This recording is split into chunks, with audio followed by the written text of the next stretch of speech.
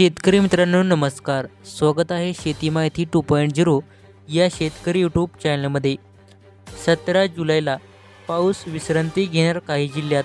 फक्त हलका मध्यमच पावसाची शक्यता आहे.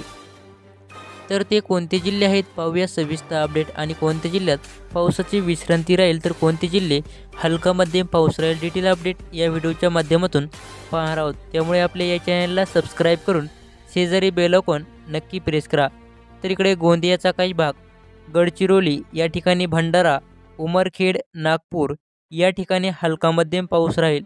यानंतर चंद्रपूर, वणी, वर्धा या ठिकाणी देखील, वरुड या ठिकाणी पण पावसाची विश्रांती ही 17 जुलैला पाहायला मिळणार आहे.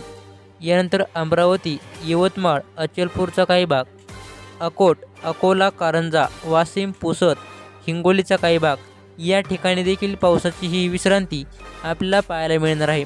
फक्त मोजक्या ठिकाणी ढगांची निर्मिती झाली तरच हलका मध्यम पाऊस होण्याची शक्यता आहे. यानंतर इकडे खामगाव, चिखलीचा काही भाग या ठिकाणी देखील पावसाची शक्यता हलका मध्यमच आहे. जिंतूर, परभणी, माजलगाव, जालना, परळी, केज, बीड या ठिकाणी देखील हलक्या मध्यम पावसाची शक्यता ही पाहायला मिळणार आहे. छत्रपती संभाजीनगर, पैठणचा काही भाग, अहमदनगर, श्रीरामपूर, वैजापूर, मालेगाव, चाळीसगाव, साक्री, नंदुरबार, धुळे, जळगाव या ठिकाणी देखील हलका मध्यम पाऊस किंवा पावसाची विश्रांतीच पाहायला मिळणार आहे. यानंतर नाशिक, इगतपुरी, कल्याण, डोंबिवली या ठिकाणी मध्यम तर काही ठिकाणी मुसळधार पावसाचा अंदाज राहील. यानंतर राजापूर, सावंतवाडी, कोल्हापूर, निपाणी, सातारा, वडोज या ठिकाणी हलका मध्यम तर काही ठिकाणी जोरदार पावसाची शक्यता पाहायला मिळणार आहे. त्यानंतर वातावरण हे मराठवाड्यात संध्याकाळच्या वेळेला काही ठिकाणी सक्रिय होण्याचा अंदाज आहे.